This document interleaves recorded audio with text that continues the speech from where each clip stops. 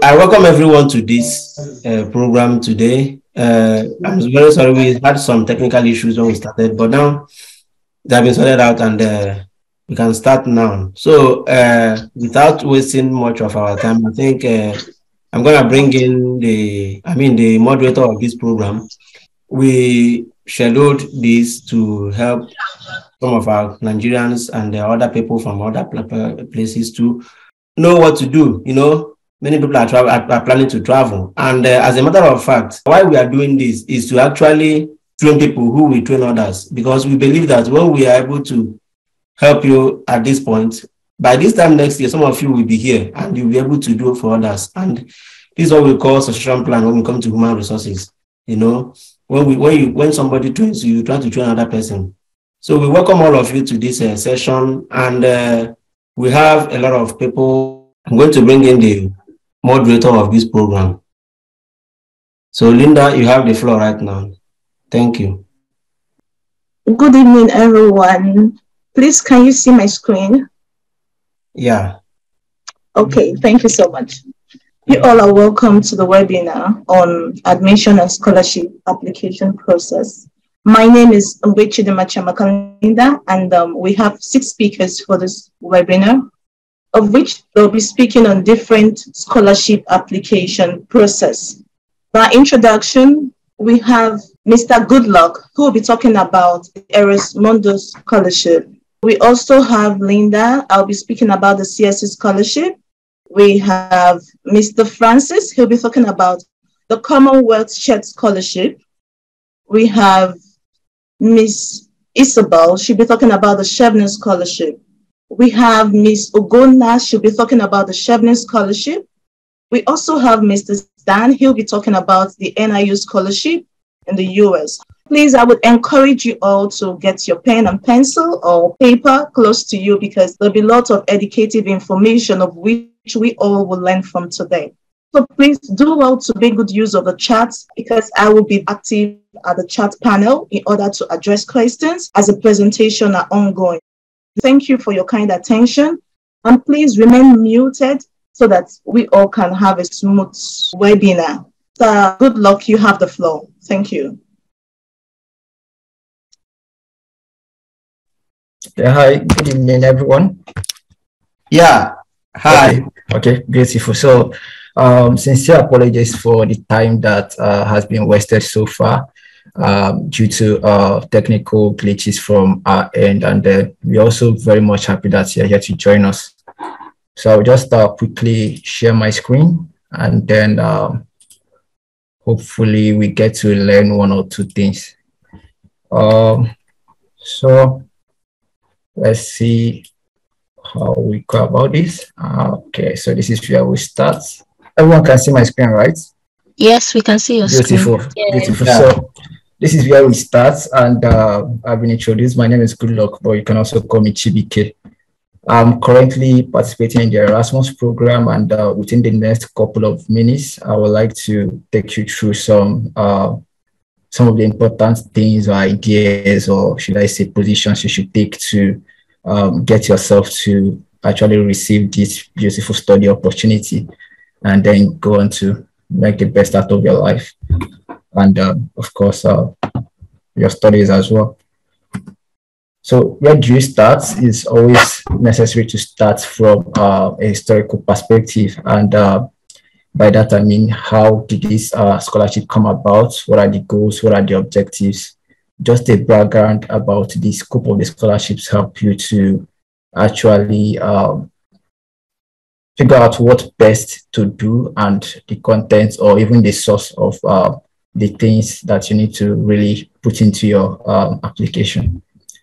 So the Erasmus program was founded from the European Union, so to say. A couple of member countries came together, and they were like, how do we really address the problem of lifelong learning and then internationalization of education, and then trying to sell some of the ideologies, and then actually sell the Europeanization agenda. And that was how the Erasmus mundus program was born. And this scholarship is graciously funded by the European Education and Culture Executive Agency. And it takes basically most of the funding from the travel allowances down to the participation cost and a whole of other stuff basically. So where do you begin? Like I pointed out, you begin by studying some relevant documents. And here I've attached some links, which I'll be sharing at the chat later on. So in my case, what helped me really was the Erasmus Mundus handbook. From the Nigerian context, we have this network of Erasmus Mundus scholars, previous recipients, and they came together and then put out this beautiful handbook, which is hosted on Facebook. And of course, each time you get to Facebook and you're able to follow up with the team and admin there, you would find the page really insightful. So it's their link down here. And then here again, we have Erasmus catalog, which gives you an overview of all the programs that are offered on the Erasmus program. So about the program, like I mentioned earlier, is hosted by EU member states. And as a scholar, you'll be opportunity to go through at least 3 countries, basically, because from the experience, what you normally do is to change universities. Like you go across partner universities for each semester, and then it runs for 2 years, and basically within that 2 years, you are getting a whole lot of experiences. And then what kind of degree is being offered is usually 2 types of degree. You can end up with a joint degree, which could be something like a joint degree is just basically a university that is a degree that is offered, a degree certificate that is offered between 2 universities. Say, for example, you can have the University of Osnabrück and then let's say Tampere University coming together to award you a degree certificate, a certificate in say bioinformatics or something. And then in another instance, you can get double degrees. In the same instance, you have 2 different universities, but they're awarding you 2 different degrees. So that's the nature of the kind of degrees you get within the 2 years of study. So if you visit the Erasmus scholarship page, I would like to refer you to the Erasmus Mundus catalog. So in the catalog, you see the various list of programs. And then if you watch carefully, there are 2 links. The first one here takes you to the broader overview of the program. And then the smaller link takes you to the consortium. The consortium is a kind of organization of the partner universities. They come together and they form a team, and that team manages the admission process, so to say. It's also pertinent for you to understand that a single application usually affords you the scholarship and then the admission process. So in most cases, once you've made the first application, it's just upgraded or promoted for admission process or for scholarship process in either case. So what do you need as general requirements? You will need your degree certificates, you will need your transcripts, you will need to have an Europass CV, you will need recommendation letters, English proficiency, a proof of residence, letter of motivation, and SOPs. And then you need to write some essays responding to some specific questions. And of course, your international passport is very important. I may need to dive deep on explaining some background with respect to some of these points I've made, but that may come in later during the question and answer section just to save us time. So, but just a few pointers. What you need to do, you have to have this special approach to writing your essays. Don't just write something that is generic. Like do something special that makes you outstanding. Sell your skills, project your self-image. But as much as you want to really project yourself, do not lie about what you can really do. Do not lie about your perspectives.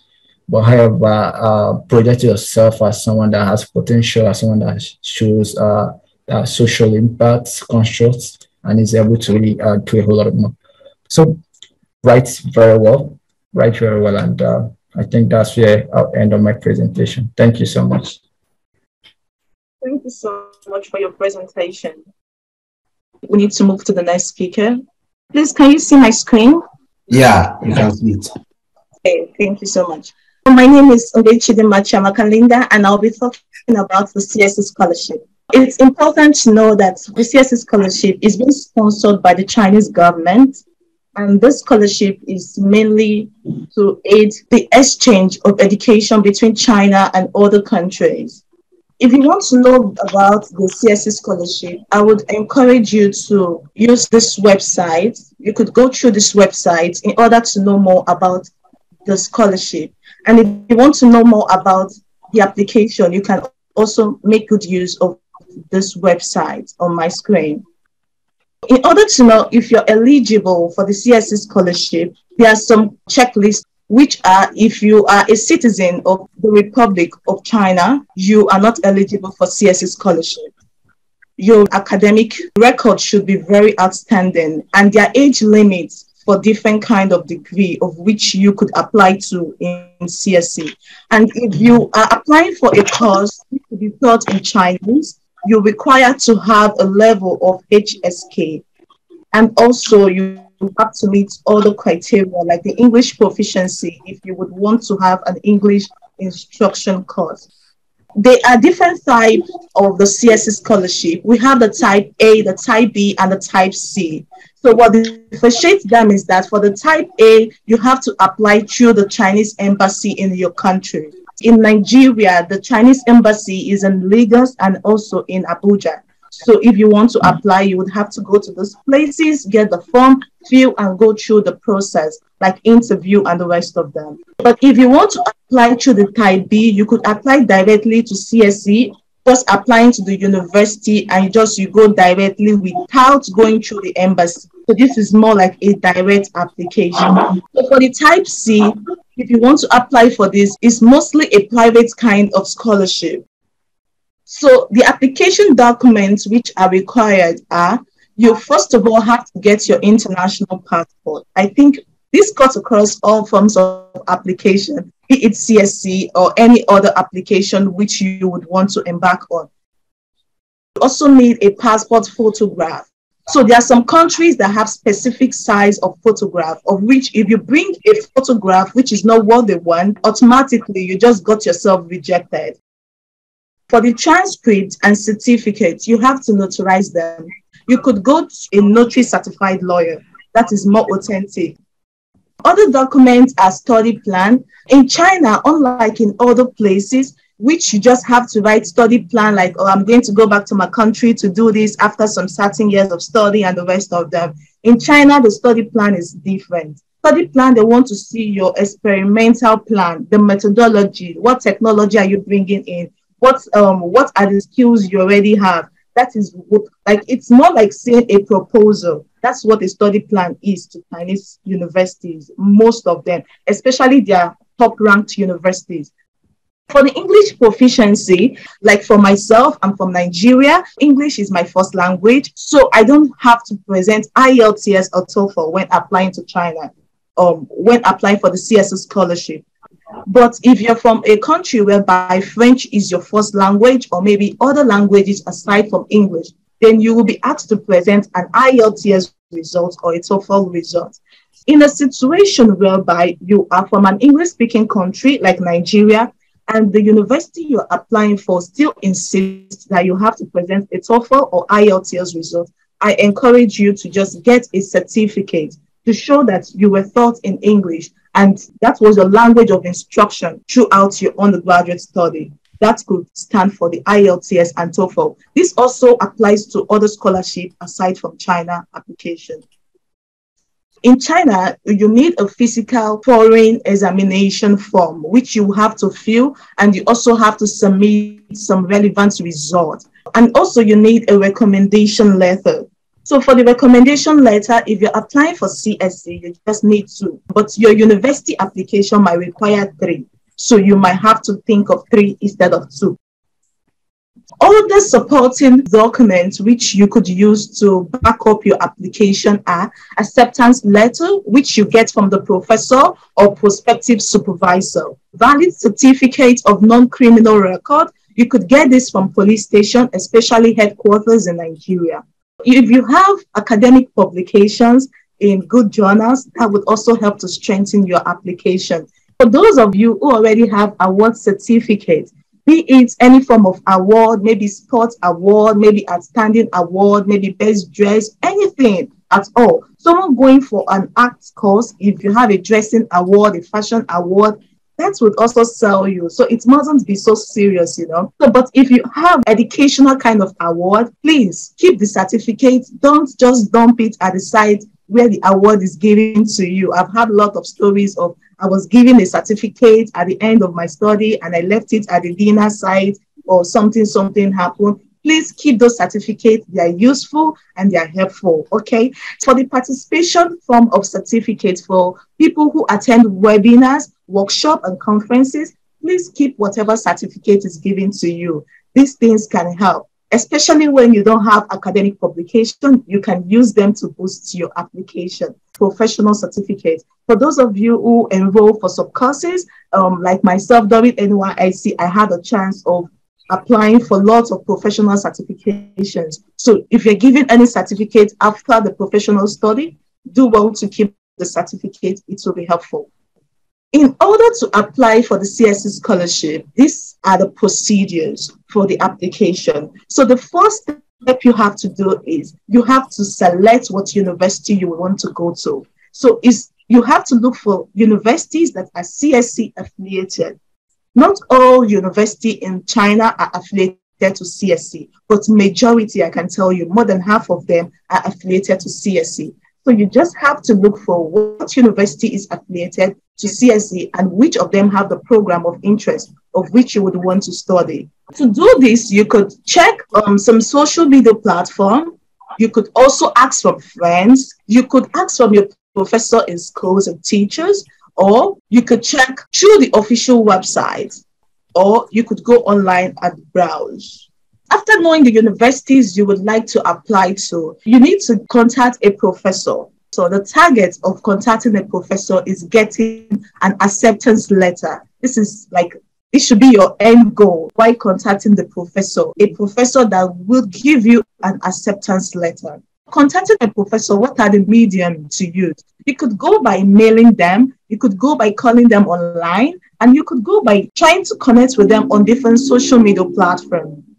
After that, then you move forward to filling the physical examination record for foreigners. You have to get this form signed and stamped.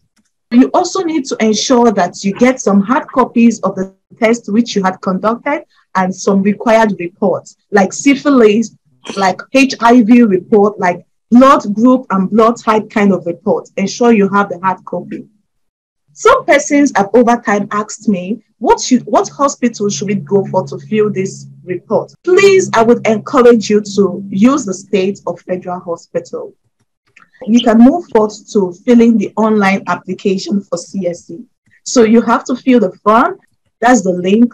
You submit all documents required. You download, print, and sign. This is the online application procedure. First of all, when you log on, you have to create a personal profile. When you create your personal profile, the page that would open for you, you would see an icon like a menu bar. We know this normal menu like a box with 3 slashes or something like that. So you click on it and then you see application online. So when you click that, you choose what scholarship type you would want to go for, as I had explained earlier. Whether you want the type A or you want the type B or you want the type C. I think type B is more easier because you are the one making the application yourself and nobody is determining if you'll be qualified for the application. Type B is just straightforward. So you'll be asked to fill the agency number for the proposed Chinese university you're intending to join. So after that, you have to fill your personal information. Then you fill your education and employment history. Please, while filling this, ensure that the date correlates with that in your CV. ensure that you fill in the necessary gaps. If you're out from school, let me say in 2012, and you just want to join a university in 2023, please, something must have been happening between those years. So please, utilize filling the education and employment history well. So you have to fill in your English proficiency or Chinese proficiency. For some persons who would select courses that will be taught in Chinese, if you don't have a good background in Chinese, you might be asked to have some Chinese courses for maybe 1 year before you can embark on the course you actually registered for. You might be encouraged to, first of all, enroll for the Chinese course. So you have to fill in your study plan. So you fill all the contact details, then you upload the required documents and supporting documents as well. Is this all? No, not over. After you had submitted the CSE application, you move forward to the university application. When you get to the stage, it varies. It's not the same for all universities. There are universities that require that you submit the CSE application document and also fill their application online and submit both of them online. But there are universities that will tell you to print out the application form from their university website and then you submit through courier as well as the CSE application. So nevertheless, please always ensure to check your email regularly to be sure if you have interview, exam, or both. After this process, you get your admission and scholarship notice, then you start preparing for visa application. Why do we care about coming to China or maybe embarking on the scholarship? There must be benefits, right? Yeah, so these are some of the benefits. It's tuition-free, like fully funded scholarship. So on top of it, you'll be paid for schooling. These are the monthly stipend being paid to CSE students. So you have free accommodation in the campus, and your free accommodation also covers your utility bill. You don't have to pay that for most schools. So you also have a comprehensive medical insurance. Important tips are, please start your application now. Don't wait till later, start now. Also, some universities require you to pay application fee. So please take note of this, not after taking the stress of contacting the professors and filling the application and the rest of them. When it gets to paying application fee, most of the time is the last thing to do. Then you realize that you don't have the amount of money being required of you or something like that. It's almost like time wasted all through, you know. Yeah. So the CSE scholarship is highly competitive because people know that they have higher quota for international students compared to so many other scholarships. So please try to apply timely and also know that the quota for international students, depending on country, keep reducing yearly. The cost of living in some cities in China is more expensive compared to others. So even if you'll be receiving the same allowance or stipend, know that some persons will be able to save more than the others. CSE application usually starts by October, but the university application start date and deadline varies. Most importantly, I would advise that as you go through the journey of applying, please also pray and work. You know, I just don't preach, pray. I preach, pray and work because God's grace is sufficient for every one of us, okay? Thank you for your kind attention. Thank you. Moving to the next speaker, we have Miss Isabel. She'll be talking about the Chevening Scholarship. You have the floor. Thank you. Oh, okay, sure. My name is Isabel, and I'm doing cancer biology and therapeutics at Cardiff University. So I'll be speaking on the Chevening Scholarship application. There are like two sections to this. I'll be talking about the application in general, and then my colleague would talk about the essays particularly. So unlike other scholarships out there, Chevening application is quite straightforward. Okay, so you simply have to check the Chevening's website, www.chevening.org, and then there's a place to just start your application. So yeah, like I said, I don't have a screen to share. I'll just explain the basic parts of the application process so that when you start eventually, you'll be able to follow through on it without so much troubles. So before you start, there are some documents you should have handy: your degree certificate, your transcript, letter of recommendation, an international passport, or any other official ID. If you have these, then you're good to go. Then for your school applications, you'll be needing a statement of purpose, English proficiency tests, depending on the school you're applying to, a professional CV, also dependent on the school you're applying to, and then a letter of recommendation. Please bear in mind that the Chevening application deadline for this year is 1st of November. So that's like in 2 weeks away. So if you want to apply for Chevening, then you should begin to get your things together if you've not started.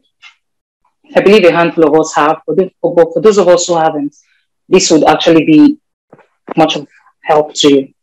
So there are 5 sections of a Chevening application, a Chevening scholarship application. There's the background section, essay questions, application information, terms and condition, and then a section for uploads. So I'm just going to run through what you expect in every of the sessions that you would meet. So the background section includes personal details, your name, your sex, where you live, just basic stuff like that.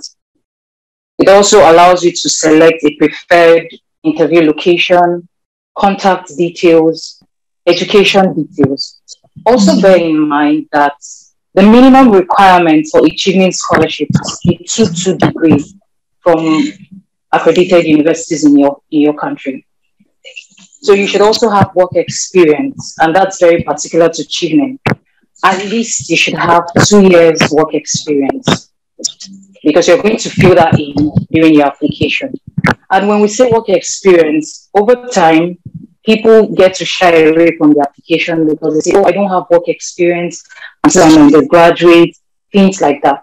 But here, when we talk about work experience, or when Chevening says work experience, it includes paid or unpaid internships, self-employment, freelancing, full-time, part-time, voluntary opportunities. Like, it's encompassing. Okay, so just look for something. For those of us who schooled in Nigeria, maybe at some point you did your IT.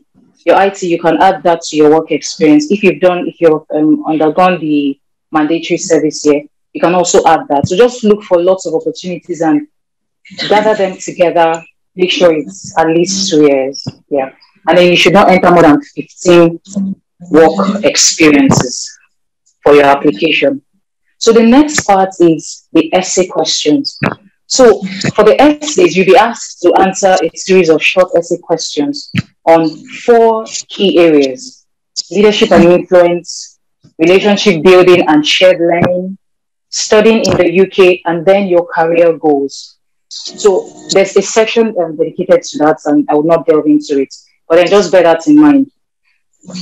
Going further, the 3rd section is the application information. So this part is particularly important because you have to select 3 universities to apply to. And unlike the Erasmus mundus program that Chivike had spoken about earlier, an application for a Chevening scholarship does not automatically cover your application to a university. So what that means is you have to, first of all, you have to apply to Chevening and also apply to your choice universities. So Chevening allows you to apply to 3 different universities.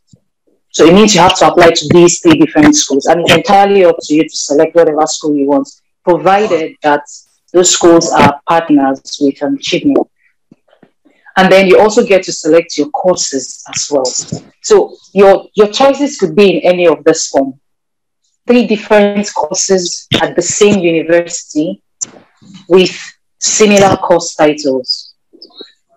3 different universities or 3 different courses with similar course titles at 3 different universities. Or 3 courses at 3 different universities, all with the same course title. So it's left for you. Let me use my application as an example. So I applied to like 3 similar courses at 3 different universities. So just do what works for you, okay? There's a course finder link on the Chevening application that allows you to check for your course of interest and then look at the schools that are offering such courses, look at their course modules. If it's something that interests you and you meet the eligibility criteria, then and then still on that application information, you get to fill just you get to answer questions about your immigration status, like have you lived in the UK before, things like that, just very basic questions that you can answer without help. The next part is terms and conditions. So you have to accept that you would attend mandatory Chevening events held in the UK, that you would remain in the UK during the period of your award, you abide to Chevening's social media and messaging policies, just basic stuff. Yes, I must add, Chevening is not a JAPA scholarship. For those of you that want to JAPA, you must accept to come back to your home country at the end of your program. It's particularly important that we state this because I know some of us on this space want to JAPA. Chevening will not allow you JAPA. Once you finish, please carry your bag and start coming back home. Go back. Don't cause problem for the other people, please. It's very important anyway. Because although I didn't do a background introduction about Chevening, but Chevening is one of the UK's fully funded scholarship, okay, that is aimed to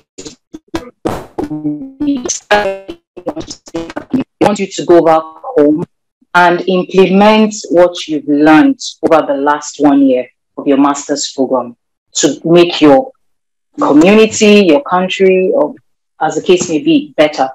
So please bear that in mind. Then the last part of the application is uploads. So you'll be required to answer questions bordering on equal opportunities. If you feel like you're part of maybe a minority group in your country, you can get to just answer that, And then it's on that section as well that you get to upload your documents. So you can either upload your degree certificate if you have it, or your transcripts. Those are the accepted documents to prove your education history. Then there is the part to upload a conditional offer or an unconditional offer. It's basically what we call acceptance letter in Nigeria. I don't know where you're joining from, but in Nigeria, it's what you call acceptance letter. So some schools in the UK would give you a conditional offer of admission, ask you to provide some other documents. Some others will just go straight to give you an unconditional offer. So if you have a conditional or an unconditional offer for your proposed course of study, this is important. You should not be worried about the admission at this point, because I've heard people ask things like, I don't have admission yet. It's not a problem. 2023 admission would it will most likely start next year, maybe around January. So you've still got time. What you should be bothered about now is making your applications and writing an outstanding essay. So, and then that's the part also where you get to upload your passports or your ID documents. I know that some of us don't have passports, and there are lots of hitches right now in Nigeria with getting passports. So if you have any other official ID documents, you can upload it. But bear in mind that if you get invited for the interview, you need to come with a passport. That's what you would use to prove your identity and all of that. So there are key deadlines you should bear in mind while making your Chevening application. The first is of course, the Chevening scholarship deadline, which is 1st November 2022. It's like 2 weeks away, about 15 days away. And then there is the deadline of 21st February 2023. So let's say you don't have your transcripts or your degree certificate, something to prove your educational history. You can submit your application without those, but please ensure that you get these documents before 21st February 2023 and upload them. Okay? And then there's also the deadline of 13th July 2023. That deadline applies to getting an unconditional offer. So, of course, you cannot get the admission or you cannot get the scholarship and not have where to take the scholarship up. So, Chevening gives you a lot of time to get admission, and that's why the deadline is farther off, 13th July. In all your gettings, get admission before 13th July and upload that unconditional offer letter, and you'll be well on your way. So on the application form, there's a big red button just at the bottom of the page. It reads submit. So every time you upload anything or you make any adjustment to your application, you just have to click on submit. There are two options. There's a drop down arrow. So you need to select save draft. If you save draft, it means that you still come back to this application. Okay, it's just a way of refreshing the page and updating your application. Where you feel that you're comfortable with all you've done, all you've written, and you have a good application. You've written your essays, you've dotted your I's and crossed your T's, then you can click submit to Chevening. Please don't click submit to Chevening when you know you're not ready to submit to Chevening, because once you submit, there's nothing you can do about that application. That also applies to documents. Any documents, that modification was made this year. So any documents you upload to Chevening, you cannot delete it. So be sure you check out your documents before you upload them. But yeah, if you make mistakes in your entries, you can always click the delete button at the side and then make another entry. But that does not apply to documents that are uploaded. So as soon as you're done with your Chevening application, please proceed to the universities of your choice and start your application. Ensure that the schools you're applying to are schools that will take you for admission. Check their eligibility criteria. Be sure that you meet them so that you do not apply to schools that at the end of the day will not give you admission. And of course, the 3 schools you're going to settle for eventually, you would have to add them to your application. You have to list them as well as the courses you're going for. So you would not have the opportunity to change those on the long run, except God helping you, you get to the interview stage. At the interview, you're allowed to make changes if you want. But if you don't, then you cannot change them. So check all of these things before you choose your schools of interest. And with that, you'll be just good to go. I think that's the basic thing about Chevening. So like I said, it's a straightforward application. Just go to www.chevening.org, create a profile, and start your application. Use the course finder or postgraduates.com. I'll drop links in the chat session anyway. Use the postgraduates.com or course finder to look for eligible courses, and then you apply. Finally, there's a fee cap on MBA programs. So if you want to do an MBA, there's a fee cap of £22,000. So if your school fees is above £22,000, what that means is Chevening will pay £22,000 and then you get to pay the rest. But that does not apply to other programs. My program is, my tuition fee is over £23,000 and Chevening is paying. But if it's an MBA, the fee cap is £22,000. So I think that should be it about a Chevening scholarship application. You get to hear about the essays. Thank you. Thank you so much for your presentation. Ugonap, you have the floor. Hello everyone. Hope I'm audible and my screen is visible. You are very audible and your screen is showing clearly. Thank you. So my name is Ugonna. I'm a 2021 Chevening scholar for University of Stirling for MSc Artificial Intelligence. So today I'm going to be talking about the Chevening essays, which is a very extremely extra important part of the Chevening application. So we're just going to have like a brief introduction, then we'll go over the 4 essays and of course a summary. So as way of introduction, I think it's important that if you're applying for Chevening, that you ask yourself, who is Chevening looking for? Who exactly are they looking out to give the Chevening scholarship to? And the thing is that on their website, when they describe who Cheveners are, they add this phrase here: they all demonstrate the passion, vision, and skills needed to shape a better world. So that is the type of person or the group of people that they're looking at. So when you're writing your essay, it's important that as you're writing it, you're asking yourself, if somebody reads this, will they think of me as somebody who demonstrates the passion, vision, and has the skills needed, or would have the skills needed to shape a better world? And then there are 2 questions that I think you should always bear in mind when you're writing the 4 essays. What impact have you made to your environment, to your country, to the state you live in, to your society at large? And then what are your life goals and how will it impact your country?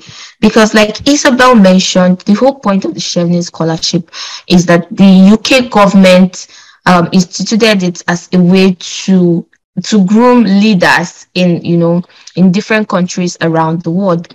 So they need to know that them training you, them grooming you is going to impact your country at the end of the day. So no matter what, dreams you have or what plans you have, you need to be able to show that it's actually going to make a difference, that them giving you the Chevening scholarship and all the prestige that comes with it is going to, somehow impact your country.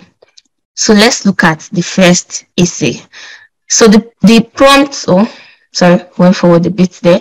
The prompt for that essay reads, Chevening is looking for individuals who will be future leaders or influencers in their home countries. Explain how you meet this requirement using clear examples of your own leadership and influencing skills to support your answer. So I tried to group this the essays into 2 parts: things you should avoid doing in your essay and things you should definitely try to do. So I've reviewed a couple of essays and I can tell you some of the things that I've seen. And also if you go on the Chevening website, they actually do give out tips based on essays that they rejected and the ones that they ended up accepting. So this is just a summary from all of that. Things you should avoid doing: avoid dwelling on definition of leadership or some of these elaborate quotes about leadership, like a reader is a leader, all those kind of quotes. Try to don't dwell on them so much. Don't make your entire essay to be about them. Chevening already knows all these things. They already know that Maxwell said this or that. They already know, okay, you think that a leader should be somebody who is forward thinking and it should be this and should be that. They've read it all. There's over, I don't know how many, but last year when I applied, there were over 8,000 applications from Nigeria alone. So there's a whole lot of people probably writing the same things or the same definitions that you are. Then you need to avoid just listing out leadership position. Say, I was president of that club, I founded this, I was in this position, I was in that position. When they talk about leadership, it's not just about position. It's mostly about impact, What did you do? You know, so it's not just by you listing out those positions. I've seen cases where somebody spent an entire paragraph listing out, you know, all the things, all the positions that they hold without actually explaining how those positions, you know, impacted other people or what role they had or that what they're able to contribute using that position that they have. And then try to avoid focusing on what the team achieved. Why it's important? It's important to be able to say, okay, I was, you know, maybe I was leading this team, and as a whole, we were able to eradicate hunger in my village. But you need to be able to explain what you as an individual achieved or what you were able to do. What was your contribution in that team? Were you just there answering the leader? Or were you the one who maybe spearheaded the planning? Or were you the one who did something as simple as the organizing, maybe the logistics, or, you know, reaching out, communications, or being like a liaison officer? What exactly did you do? What was your role? So the things you definitely should do, you need to elaborate on examples where you demonstrated leadership traits. Now, if you remember what I said in the things you should avoid, you know, just listen out leadership positions with no clear impact. So here, you now need to talk about look at some of those examples of the things that you know, the times you've exhibited leadership traits. What was the position? It doesn't have to be because you were given a position as maybe president. You could have been a floor member, but something came up and you took the initiative and decided to, you know, step up and step out and, you know, take charge. Use recent examples. Don't give an example of when you were in primary school or in high school, you know, a faraway example. Remember that they expect that to some extent you should have had work experience, which means they're expecting you shouldn't have, you know, finished your undergrad like very recently. But if you just finish your undergrad, that's fine. Then obviously they would expect you to be giving examples mostly related with when you were in school or when you were an undergrad, yeah. But if you had finished your undergrad like a while ago, then they would also expect some examples from when maybe you were working or after your undergrad, yeah. So try to use recent examples. Don't go and bring the example from nursery school, and you know that's when, you know, when I was what's it called, class prefect, and you know there was a problem and I settled the problem, and that's the type of example you're bringing. So that's like a faraway example. So try to use recent examples, elaborate on them. There's something they call the STAR approach, where you talk about the situation, you talk about the task. So what was the situation on ground? What did you have to do? That's the task you have to achieve. And then A is what were you able to, you know, what was the action you took?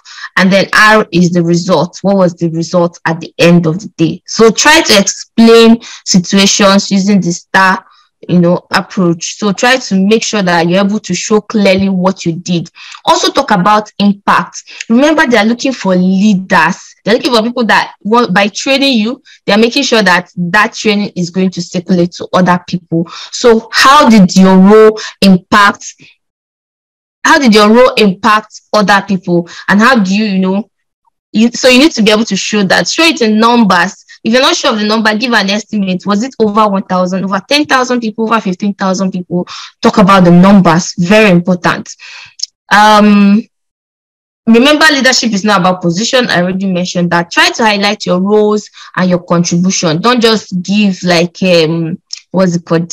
Don't just give vague positions and just say, okay, I was the president and as a team, we were able to do this. No, talk about yourself. What was the achievement, or what was your position, and what was the things that you did using that position, you know, that you had. Then the next essay is on networking. So the prompt for this essay is, Chevening is looking for individuals with strong professional relationship building skills who will engage with the Chevening community and influence and lead others in their chosen profession. Please explain how you build and you maintain relationship in a professional capacity, using clear examples of how you currently do this and outline how you hope to use the skills in the future. So things you should definitely avoid is avoiding how you explaining how you just met people or how you're a part of an organization and there's no real impact, and you're like, oh, so I went for this dinner and I was able to meet want to say the president, but I don't know if people would actually write that. But and I was able to meet, somebody of great influence. Maybe I was able to meet Barack Obama at the event, and we even shook hands, and it was amazing.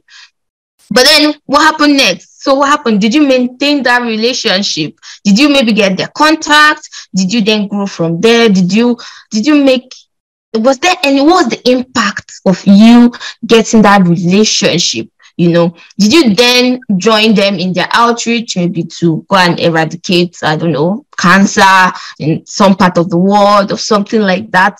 How did that relationship make impact? That's what they want to see. That's what they want to hear. So the do's, you should definitely show how your relationship or your networks have helped you make impact. So don't just say, I am part of this organization or this network or that network or the other network, and you make an entire list of all the places that you're part of. But then they're going to ask, okay, so you're part of all these places, and then what? Did it help your career grow? Did it help you to achieve some of your life goals? So remember, I said at the beginning that you should always have in mind, or bear in mind, your life goals. So you should try to always ask yourself, how does, so now this network or this relationships that I'm talking about, how did it help me in, moving a step further towards achieving my life goals? Then you need to highlight how you're going to use the Chevening network, and even the network during your 1 year here in the UK. So you need to ask yourself, okay, so if I get the scholarship, what's the plan? How do I extend on, the networking I've already been doing so far? Am I going to connect with some of my tutors or my lecturers in the UK? Will I connect with them? Will I connect with the Chevening alumni network over in Nigeria? What is the Chevening alumni network doing right now in Nigeria? What are they even called? Do they have a name? How will I connect with them? What's the plan exactly? So these are things that, it really tells them that you've thought it through. You've looked at your present networking skills. You've been able to show how that has helped you to work towards your life goals. And then you take it a step further, just maybe something, probably maybe one paragraph somewhere at the end, and you talk about, the Chevening network, how everything that, you're doing so far when it comes to networking, you intend to extend that even as a Chevener, how you would extend it with other Cheveners that would be in your set, how you would, continue to use that network that you're going to get even after you leave the UK, how you intend to use it to continue to achieve your goals in your home country. Then there's this third essay about the choice of course, the choice that you want to, the choice for the course that you want to do. So this is where you now outline, okay, so the prompt is outline why you've selected your chosen 3 university courses, and explain how this relates to your previous academic or professional experience and your plans for the future.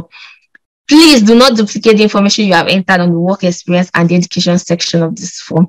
So things you need to avoid. You need to avoid having very different or diverse courses. You cannot say you want to do maybe, I don't know, what example am I going to use? Maybe human resource management on one part, and then on the other part, you're saying you want to study AI, and then on the other part, you're saying you want to study biotechnology. And, you have 3 different courses that are so different from each other.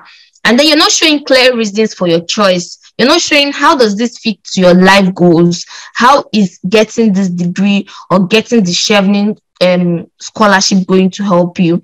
And things you should definitely avoid doing is copying and pasting from the school website. They can tell that you just went and you copied and pasted from the school website. Things you should do, definitely choose either the same or very similar courses and do your research when it comes to the universities. Don't just randomly select 3 universities and think they're not going to notice. Some people, when you get to this choice of course, it's like there's no depth, there's nothing. They're just like, oh, my first choice of university is University of Aberdeen, second choice somewhere in London, and they've chosen all these 3 universities from and there's no clear reason why they've chosen it or clear reason why they've chosen the courses they've chosen. Have clear facts to back up your choices. Be able to say, okay, it's because based on the maybe their ranking, the school ranking, this school ranks so number, and that's why I want, based on maybe the guardian ranking for this year, this is where they ranked, this is why I want to go there. Or maybe because I'm so into sports, and they are the Sporting University for Excellence, and that's why I want to go there. So use clear facts, not just things that you probably made up, stuff like that. Also, don't just stop at researching the university, do course level and even module level research. Go as far as being able to talk about the course. What is the method? How is the course going to be taught in? How will the assessment be? Will it be just exams? Are you going to do more of research work? Is that why you find it interesting? You could even talk about the lecturer. You could say, oh, because of this particular lecturer, I really like the research is done before. So it just shows that you've done your work. Like when they read the essay, they're like, this person have done their work. They have a reason for selecting. And remember, show how your choice will help you achieve your goals and how it's going to help you make an impact. So you're not just selecting anyhow course. Maybe your life goal is entirely different and your course is very different, and you're not able to link how getting a master's or a Chevening scholarship is going to help you, achieve your goal. They're going to be like, there's no point now. You don't need this scholarship. Like, even without us, you're still going to end up, achieving your goals. So you need to be able to show the correlation. Then career plan. So Chevening is looking for individuals who have a clear post-study career plan. Please outline your immediate plans upon returning home and your longer-term career goals. You may wish to consider how this relates to what the UK government is doing in your country. So there are definitely things you should avoid doing. Avoid having vague plans. Don't just be like, I'm going to be the president of, I don't know, wherever of the country, or having unrealistic goals, or not showing how Chevening and your masters in the UK will help you to achieve your goals, or not having reasons to back up your claims. So you have all these goals and there's no reason behind it. You want to be the president. Why? What's the point? How does it link to all the other essays that you've written, every other thing that you've said? There's no reason, no point to some of the goals or some of the plans that you put up. Things you should do, try to split your goals into, short-term goal. So immediately after your master's was the plan, just some years after that. And then in the long term, what is the next plan? Then try to incorporate what you would have learned and the network you would have made in the UK. So try to imagine that, really after that your master's here in the UK, imagine what all of that knowledge, all of that information would mean for you and how that would be incorporated into your plan. Because I've read plans and people were just like, oh, I'm going to do this and do that, and there was no mention of Chevening or the Chevening network or how that is going to help them. So you're basically telling them, I have a plan that doesn't include Chevening, so there's no point. You don't have to give me the scholarship. Try not to take so much time. So final tips, one, keep to the word limits. So this is a tip that might be like, oh well, everybody knows that, but it's so important because if you don't get up to the minimum amount of words, your essay is not even going to be read. So there's going to be like no point in having an amazing essay if you don't keep to the word limits, because your essay will be screened out. Be truthful. There's no need for you to lie, just be truthful about the things you've done. Sometimes it's the smallest impact they're looking out for, something like I was able to grow a community from being 10 people to being like maybe 30, 50 people. As long as you're showing how that growth translates to an impact on your general society. So be truthful.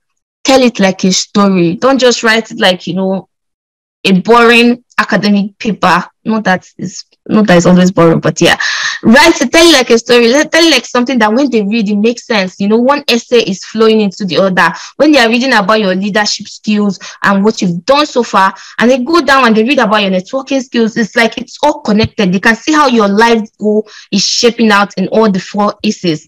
They can literally see how your future or your career plan is in line with everything you've already written in all the other essays. Because sometimes people write 4 different essays that are so disjointed that it's so difficult for for them to keep track of exactly what your career goal or what your points or the impact you want to make is at the end of the day.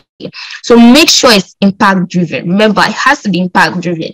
Whatever you're writing, always be asking, how is it going to affect the people around me, or how have I affected the people around me or my society at large?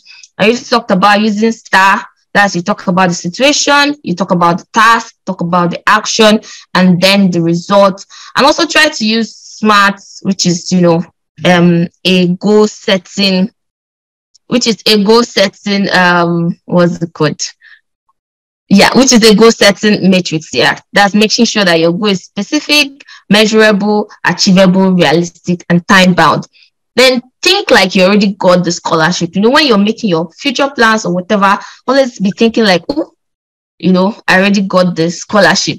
Avoid plagiarism. Do not in any way plagiarize. Don't go and copy somebody's essay from the internet. They are going to find out. Each essay should be different. Don't do copy and paste. Don't be like, I talked about this in the essay before. You just go and copy that paragraph and put the next essay. No, the 4 essays should be different from each other. In summary, try to focus a lot on impact, how much impact you've made, how much impact you plan to make, and all of that. So impact, and impact. So that's it. Thank you all very much for listening. Thank you so much for the amazing presentation. So please, Mr. Francis, you have the floor.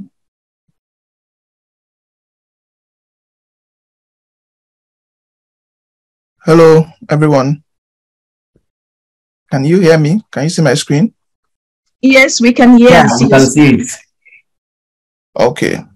So my name is Uche. I'm currently a PhD student, and at Warwick, I was a Commonwealth Shared Scholar 2021 at the University of the West of Scotland for MSc Biotechnology. So today I'm just going to go through how to answer the essay questions and how the scholarship is generally. So the Commonwealth Shared Scholarship is a fully funded scholarship between the Commonwealth Scholarship Commission and the UK universities. So it's fully funded. And at the Commonwealth Scholarship Commission's website, the website is user-friendly, it's easy to navigate, and everything about the scholarship is on that website. So I don't just want to waste time, but then the eligibility is you need your certificates, your transcripts, an international passport, and you need to have either a 2-1 or a first class. Is like written clearly on their website. So, and the question I get a lot from students is, can you apply to as many schools as possible? Yes, the answer is yes. When I did my own application, I applied to 8 schools. So, but then you make sure that every school you apply to, you send an equivalent application on the CSE website.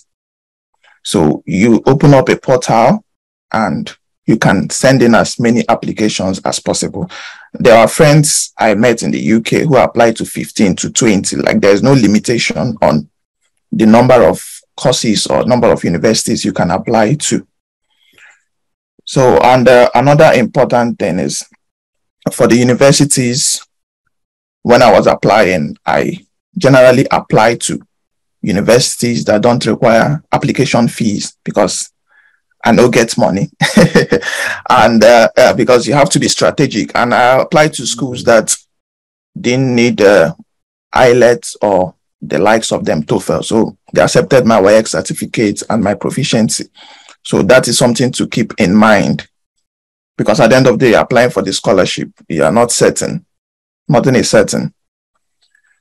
So that is, and it's a 1-year master's scholarship. So after 1 year, you go back to your country. The only thing that can keep you in the UK after your 1-year master's is if you get a fully funded PhD scholarship.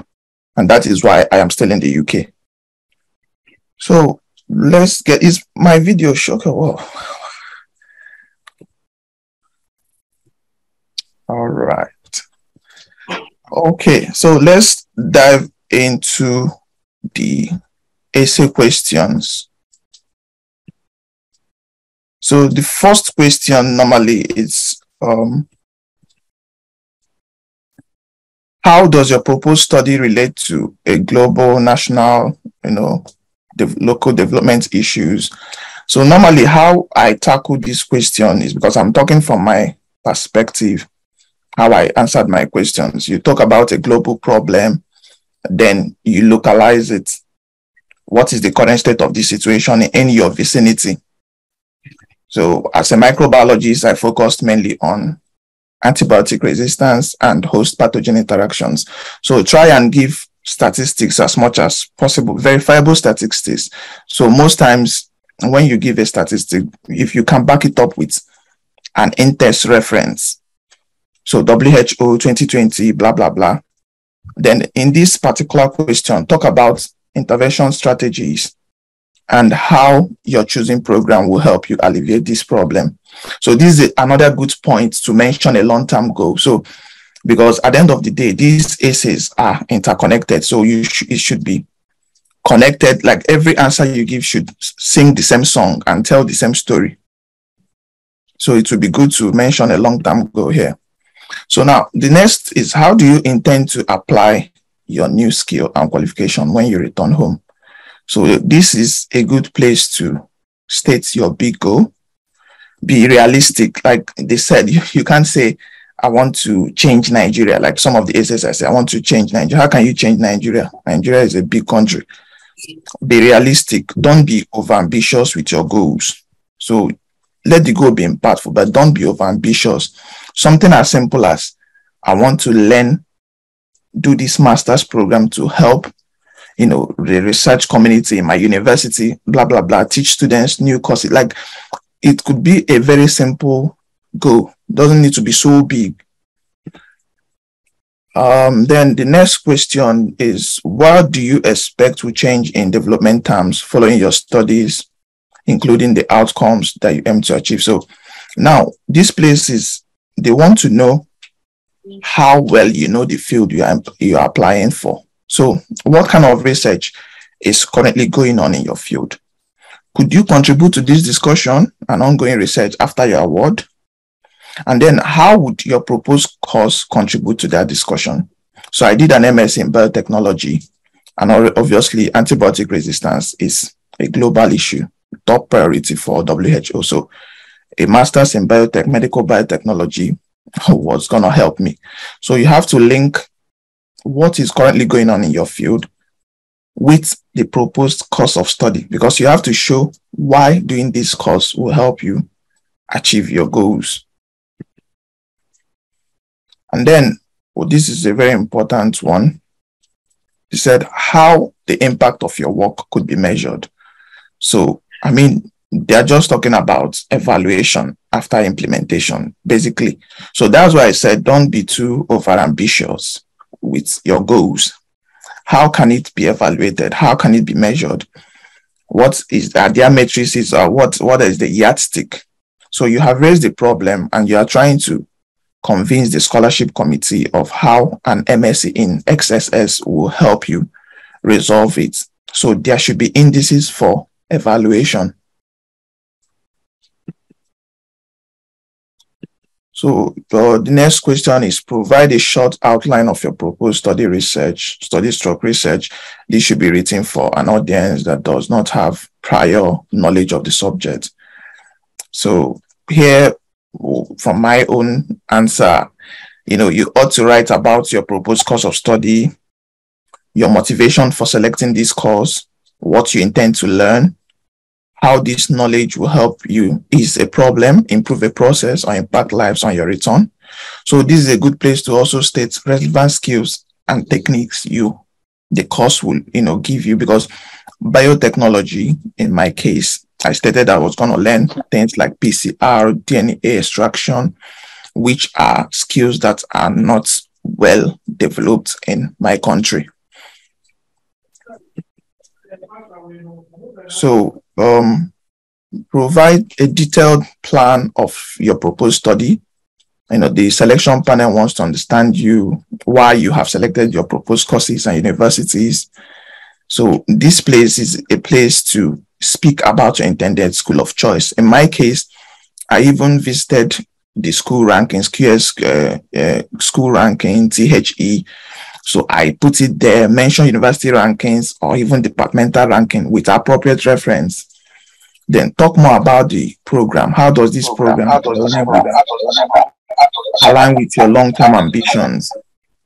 Try visiting the department website to know the kind. This is very important because imagine saying, okay, in my case, that I'm interested in antibiotic resistance, and the department I am applying to, they do not have specialists in that area.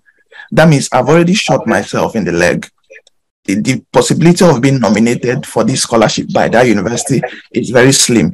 So try visiting the department or the website to know the kind of research. If possible, you can even mention some faculties that do these things. They will know that you've done your research. Then objectives during the award, talk about how you look forward to your modules, to enjoying the benefit of world-class facilities, how you intend to improve your leadership skills, communication and interpersonal skills, how you intend to learn new cultures and traditions. Remember, like Commonwealth scholars come from all around the world, and then you also have the UK citizens, how you intend to mix up with them. Because you are coming to study, you're not always going to be in the classroom. So okay, and this is a very important one. Career plans in the 5 years following your award. So don't forget you've already mentioned a career goal in the first essay. So you have to talk about your immediate plan following the award. Would the new degree get you promoted at your workplace, give you more research and teaching experience? Talk about it here. So be as realistic as you can. Okay. Then longer term career plans. This is like if you intend to be a college professor, own your own research lab, join an NGO, go into politics. This is probably the best place to state it, and also give a timeline. Avoid just stating things like, say, in 3 to 4 years, I intend to, become a professor of blah, blah, blah in so and so place and the rest of them. So try to always give a timeline. Then the personal statement. This is very, very important because it is your chance to tell your own story. How has your background shaped the person you are right now? So, and then try to relate your background story to the problem you've highlighted earlier and how it motivates you to study an MSc in a particular field and solve a specific problem. So like I grew up in a community where malaria was a thing. So the issue of getting sick, taking drugs, and, the malaria still persisting. So do not fabricate stories. Paint an actual picture that portrays who you are and how it drives your motivation to make a difference. So avoid, fabricating stories just to attract. Then voluntary and leadership experience. This is very, very important for the Commonwealth Scholarship Commission. So discuss any scenario where you have displayed leadership attributes. Have you held leadership positions of any kind before? This is the best place to state it. Highlight when you have done a good cause for free without, accepting money for it. Something as little as, like in my essay, I wrote that I volunteered to help distribute tuberculosis drugs to tuberculosis patients during my IT. That was something as simple as that can make a difference. Something you did without collecting money for it. And then, like the previous speakers have said, be an achiever, not a doer. Use the STAR approach. What was the situation? What was the task, the action you took? So avoid using we did that. Always use I did that. What was your role in that particular situation? And then what was the result? What was the approach? What was the results after you've done everything? So now, and I think that answers it. That's the last bit of the essay questions. So that my top tips for this scholarship is always choose the same program. In my case, when I applied, I wanted to do an MSc in biotechnology. So all my courses, all the universities I selected were MSc biotechnology. So that way it makes my essay simpler, because I only needed to draft one essay. Then I was changing, universities, and then, where I needed to change maybe lecturer's name or whatever, but like the spine of my essay was the same. And then because it simplifies your work for you. And another thing is avoid plagiarism. Most times people ask me, send me your essay on LinkedIn, on WhatsApp. I don't send my essay, because no matter what you think, people will plagiarize. And this thing, there's a database for these essays. You don't think they'll just throw them away. So they pass through Turnitin links and everything. So tell your own story. Do not plagiarize essays. Yeah, I think that's it from my end. If you stayed to this point, thank you for listening. Thank you so much for the amazing presentation. So, Mr. Stan, please, you can. Yeah, all right. So can you hear me? Yes, we can hear you clearly. All right. So quickly, I think we have limited time, and I'm going to take just less than 10 minutes to talk through, because what I'm going to talk about is just applications of in US generally, but I may have to use my university as a case study. So, it's not something I will talk much. The only thing I will do is just to share my screen and show you the process of applying for admission and scholarship in my own school where I am currently. I am in Northern Illinois University, currently doing my master's in public administration. So, as a matter of fact, the application for universities in the US is generally, it's not like these other scholarships that you apply and they are paying you and all that. The application in the US, the scholarships in the US comes in form of graduate assistantship and tuition waiver. So normally, when you want to apply for any university, you look out for the universities that has tuition waiver and graduate assistantship appointments. Now, if you come to graduate assistantship, we have the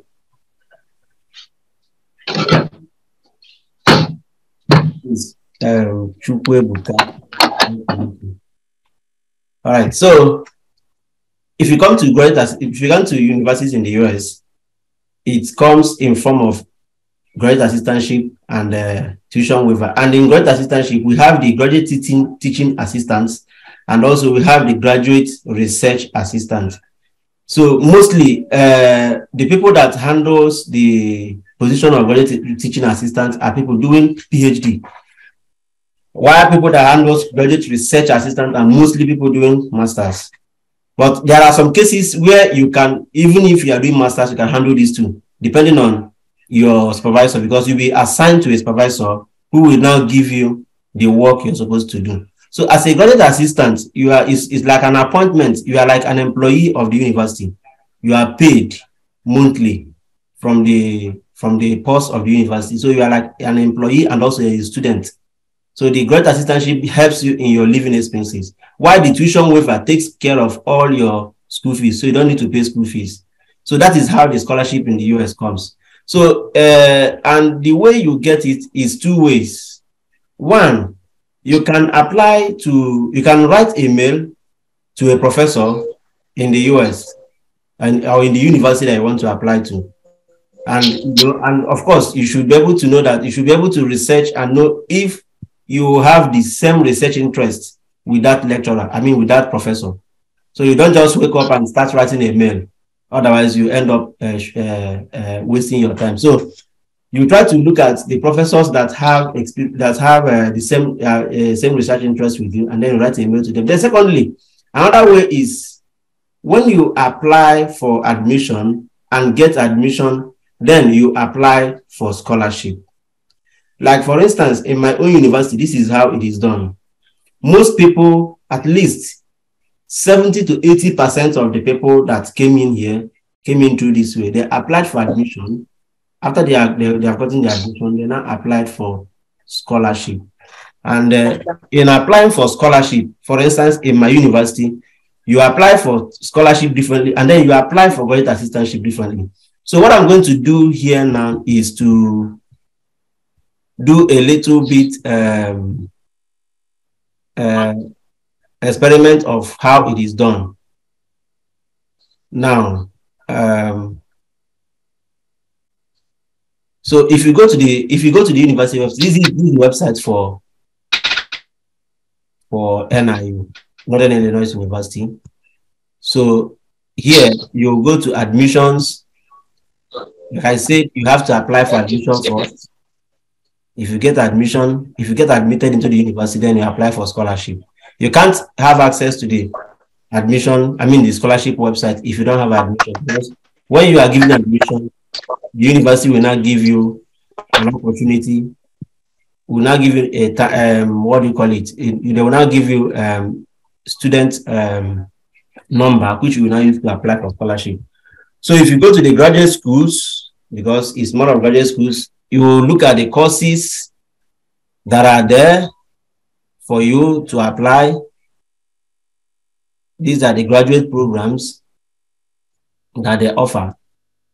So you go there, go up, check the master's program or the PhD program, whichever one. So whichever one you have seen, these are the programs they offer. These are the programs we offer at the master's level.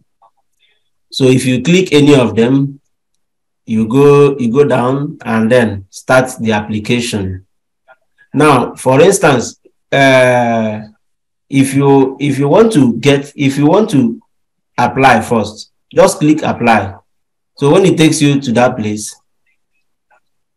you check the program requirements. The program requirements, how to apply this is then you go there, start your application. So when you have, this is where you're supposed to start your application, you create your this thing, and then, but I'm not going to waste time much of our time in the application for admission. What I'm going to talk on is on the scholarship, because that is where the cocoa day for people that talks. So the scholarship website is different from the admission website, and this is where you apply for your scholarship. Now, if you click sign in, like I said, if you look at it, you cannot apply for scholarship directly if you don't have admission. So you sign in with your NIU ID. This is what they call NIU ID. So when you are admitted, you'll be given an ID which you can use to apply for scholarship. So when you do it, like for instance, why you are seeing this page now is because I'm already here. But if you are doing it from your end, you cannot come to this page. It cannot take you to this page. So why you are seeing this page is because I am here. And then I have the link, I have the number that took me to this place. So these are their scholarship questions for NIU. So now the first question you have to answer is this. This is your choice. There is a personal statement. is your chance to tell the selection committee. And then look, one thing you have to know is that your personal statement should be different from what you submitted, because during your application for admission, you are going to submit an SOP, and there is a difference between personal statement and SOP. I think we have been talking about that before now. So here you answer 4 questions. Number 1 question they are asking you here is your background. After your background, your current situation. Number 3, why you choose to study this course, that is this field, and then plans for future, which is your career plan, and then other things you can. So you have to within 500 words explain all these things. Now going down, you go here. They say, please briefly describe your financial need. So this is short essay.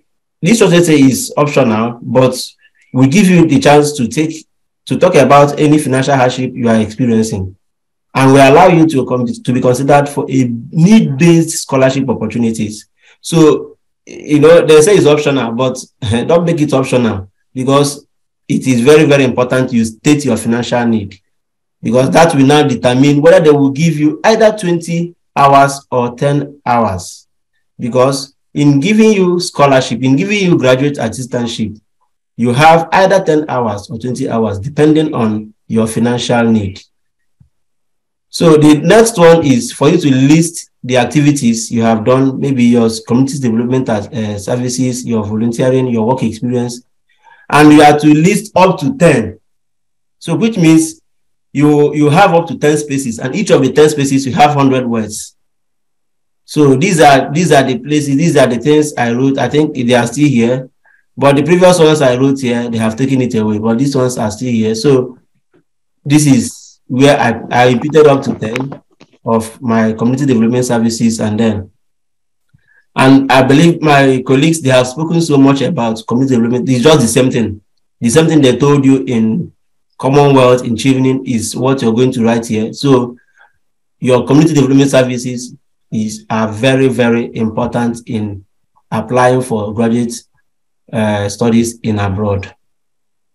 So the next question is for you to list the awards you have received.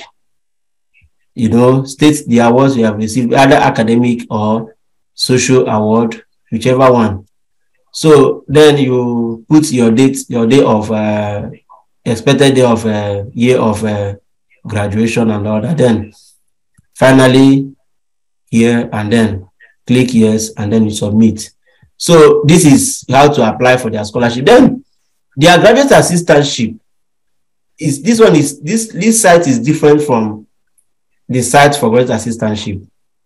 The graduate assistantship site it comes in 2 ways. For instance, it's either your university, your department recommends, because you are applying for graduate assistantship in your department, not even in the university. This particular one is the one you submit to the university, but the graduate assistantship is one you submit in your department. So if there is 2 ways you apply for graduate assistantship. The first one is your department may recommend you for graduate assistantship, which you are to write between 250 to 500 words of why you needed that graduate assistance. So it's another essay altogether.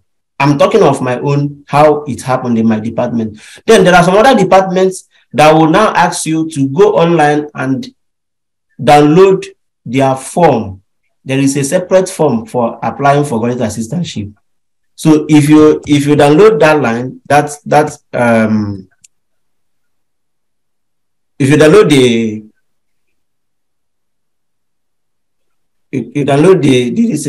the form, you'll be able to apply for graduate assistantship.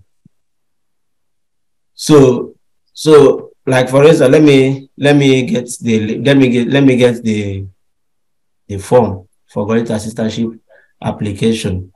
That is not required. That one, you're not required to write an essay. It's just like a form. So this is where you get your form. This is where you click, you get it. So this is the form for applying for graduate assistantship in NIU.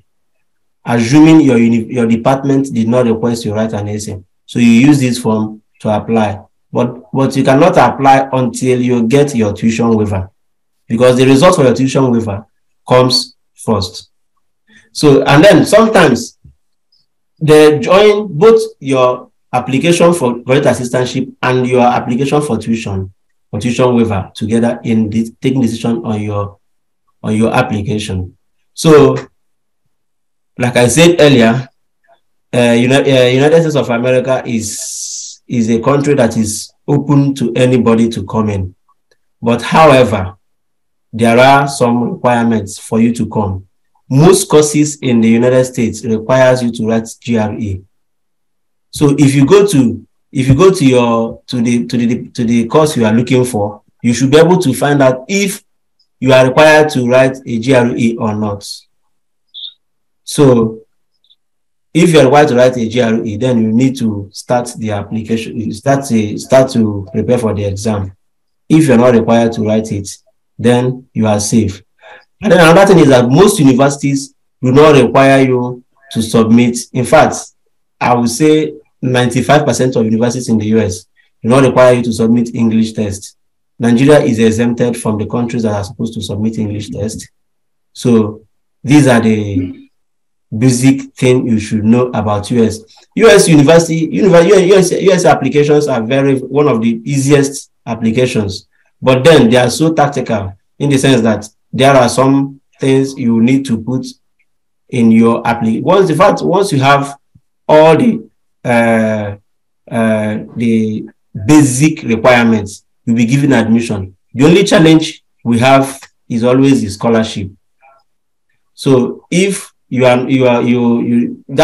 one is very, very, very competitive. So I advise you, if you want to apply for US, you don't need to stress yourself much. But US is also is hard, but you don't need to stress yourself much. With the strength or with the applications you have made in your Chevening and your Commonwealth is enough for you to apply and get US admission and scholarship. So with that, I think I've been able to explain a little bit about. So if you have more questions about US scholarship application, you can ask your questions either directly or you send in your question in the chat box. Thank you.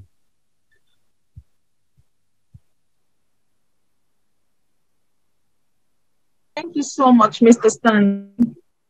So please, we have a few minutes more to entertain questions.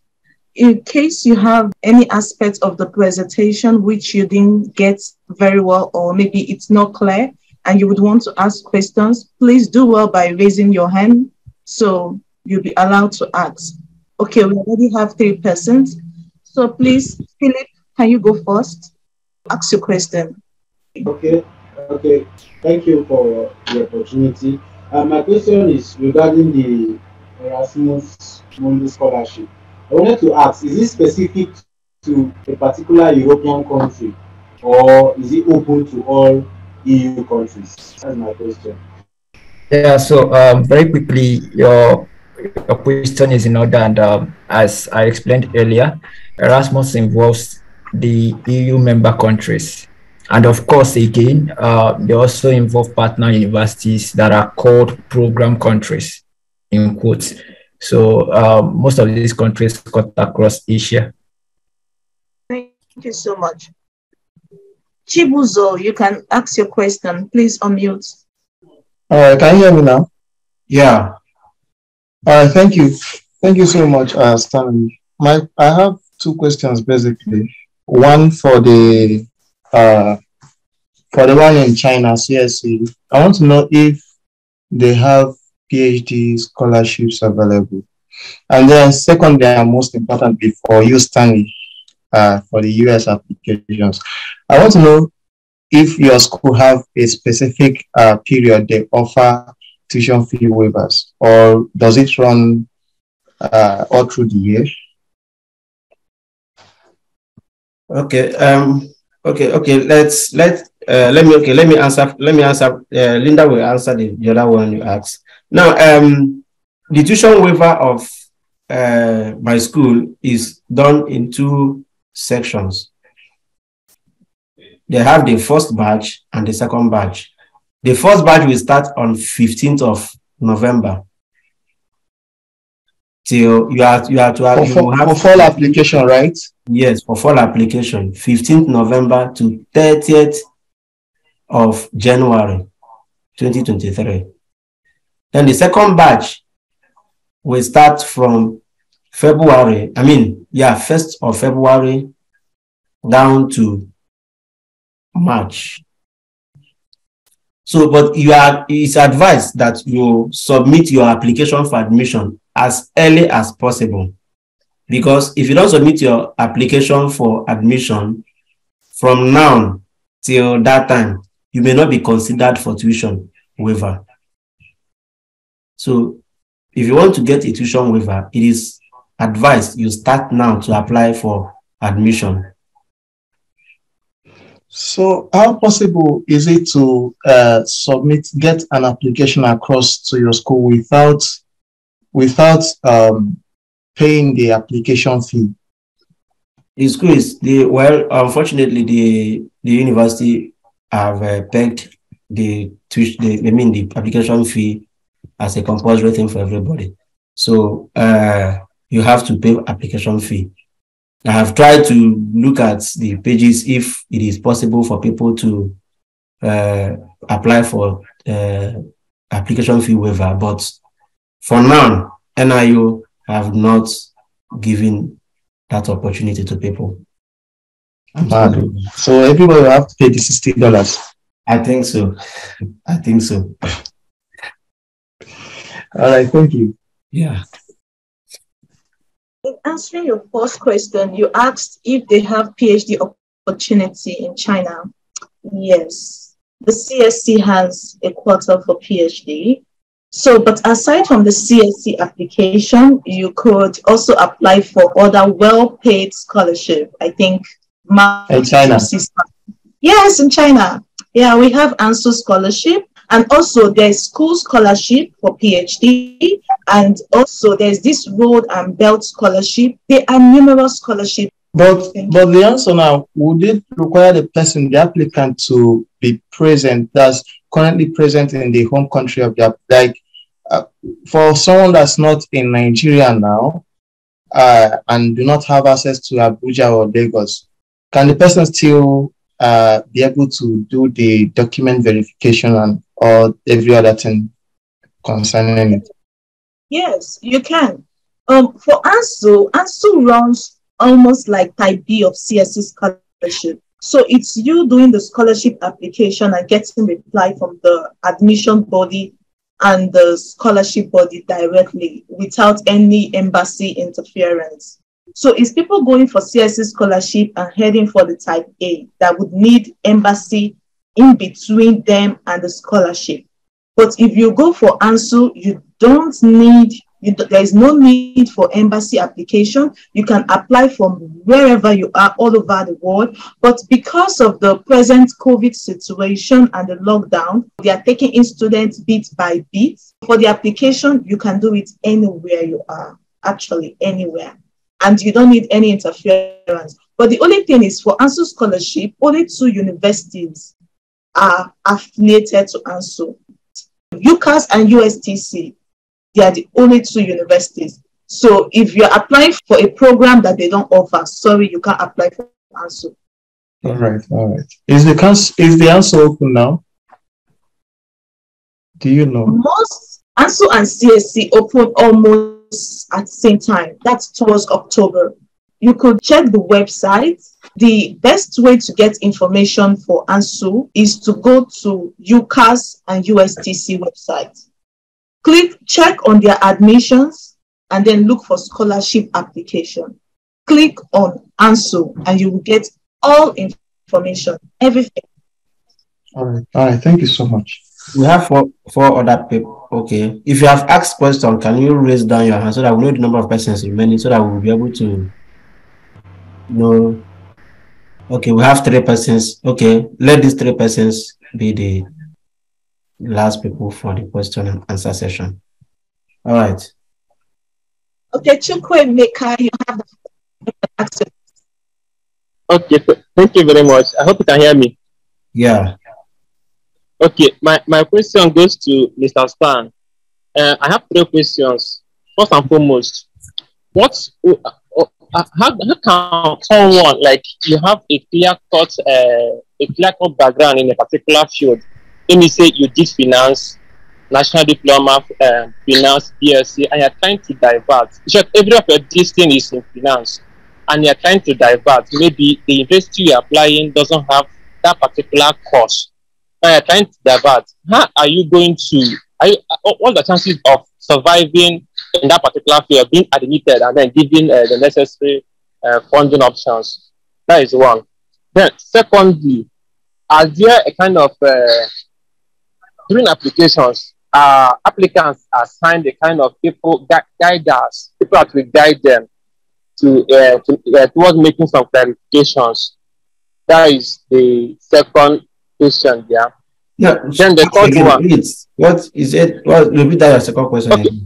No. I said during applications, are there something like guidance from the school that have been assigned to candidates so as to be able to make a clear-cut application, like people that will guide them, or like if I have some clarification, are there people that have been assigned in that respect?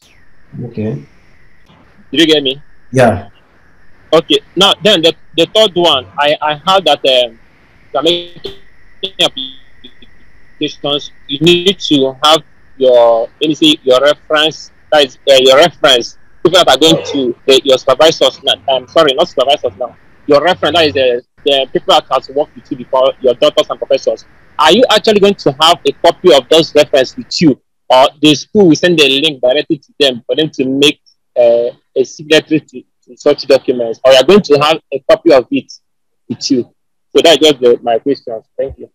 Okay, the first question, I'll start from the third question. References are always sent directly to your reference, to the professors or the lecturers who have provided their email. And most times they will always request that you provide an institution email.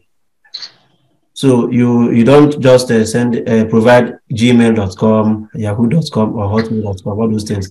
So you provide an institution email for them. So that is how most of the universities here in the US do it. They don't always require that you hold the reference letter at hand. So you provide the email, and then once you submit the application, they will receive the email. When they send it, you will know that they have sent it. You will receive a mail that your reference has been submitted.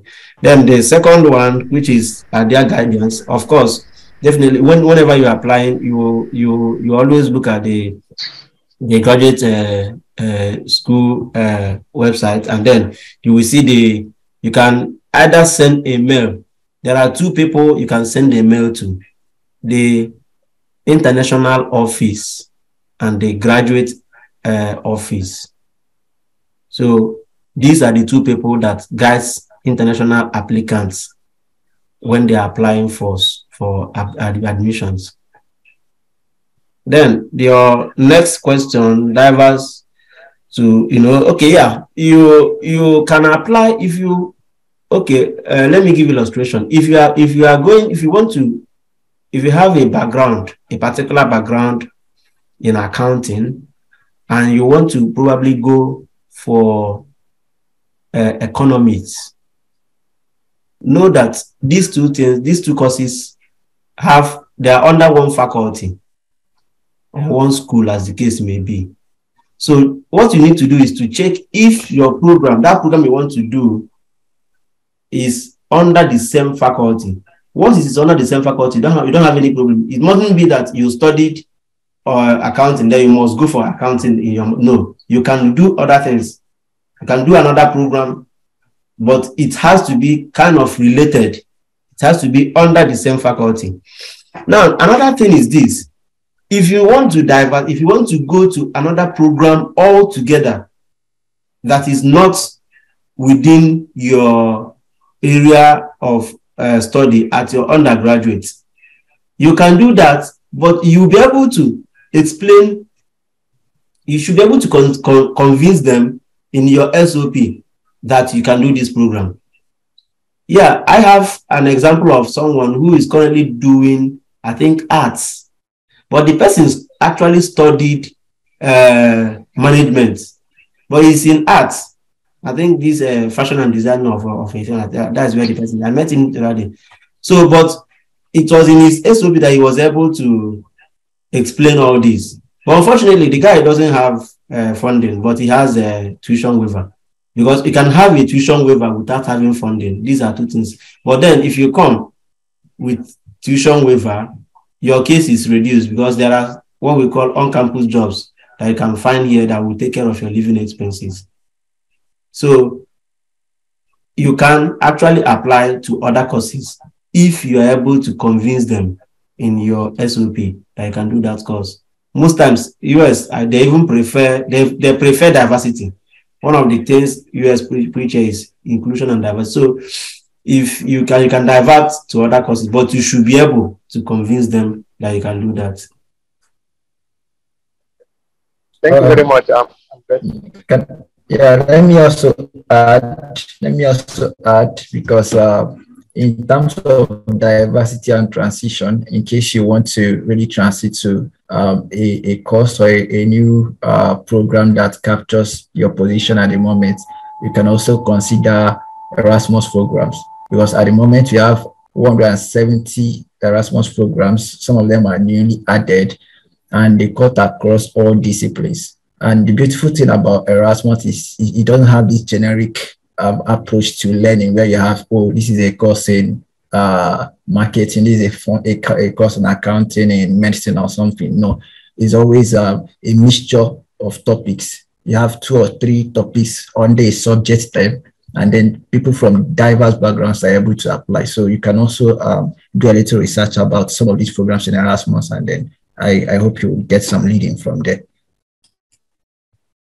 Okay, thank you very much. I really get it. Thank you. Thank you so much. Jude, you can ask your question. All right, can you hear me? Yeah. Okay. Well, this question is actually directed to Chidebere, though he did a great work trying to elaborate and elucidate on most of the processes involved. But I just need clarification, and maybe on these questions, I think I have 4 of them. The first one is he talked about the application for the scholarship. That means you can apply at different schools. He said he applied for about 15 or thereabouts. I can't remember. So when applying for this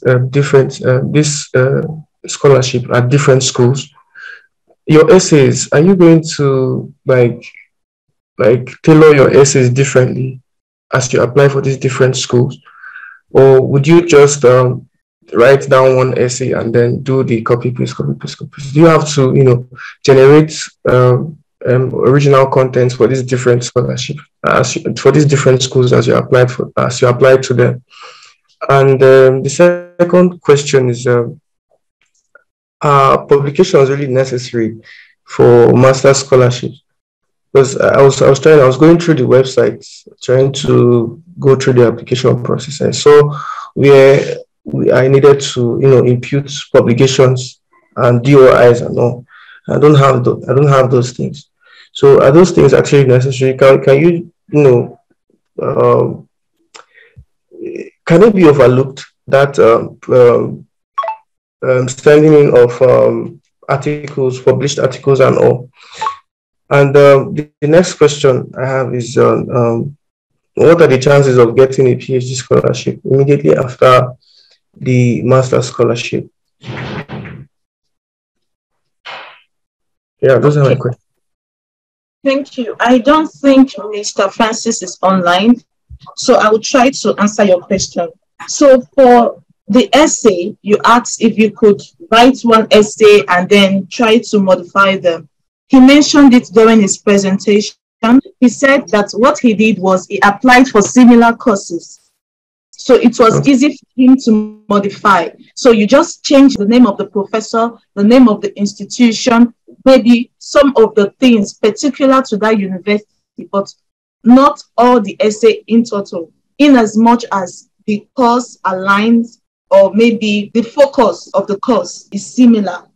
So that was what he said. He said for all the scholarships he applied for, he didn't write different essays. He just did some modifications.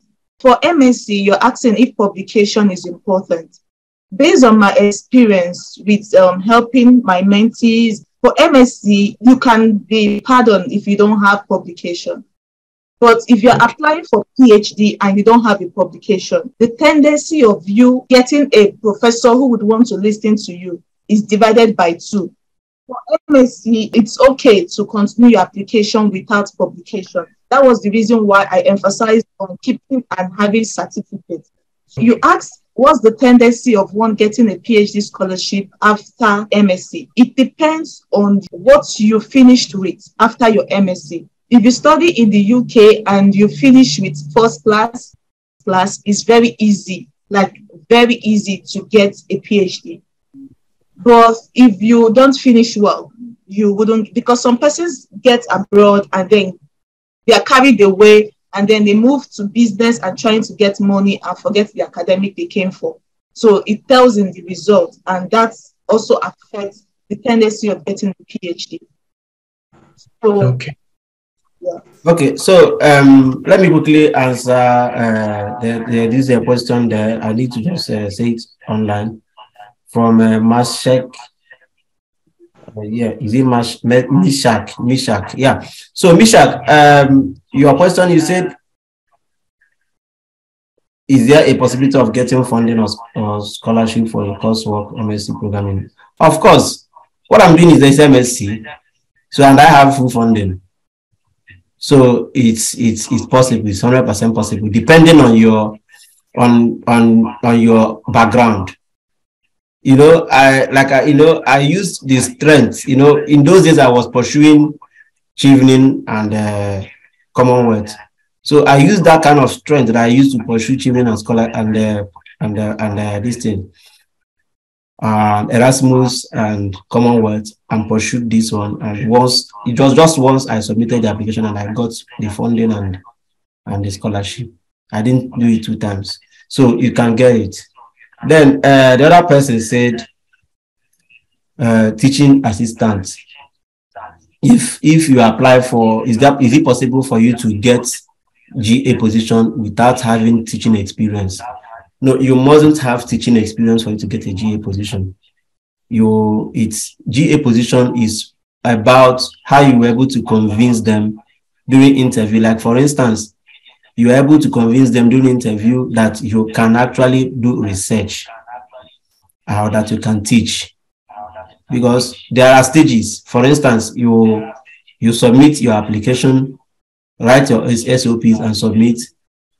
If you're selected, they call you for interview, virtual interview like this. So it is at that interview that they will determine whether they will offer you the GA position or not. So you mustn't have the teaching experience, but if you have a strong background of all the things that all scholars here have mentioned, you will be able to get it. That's it.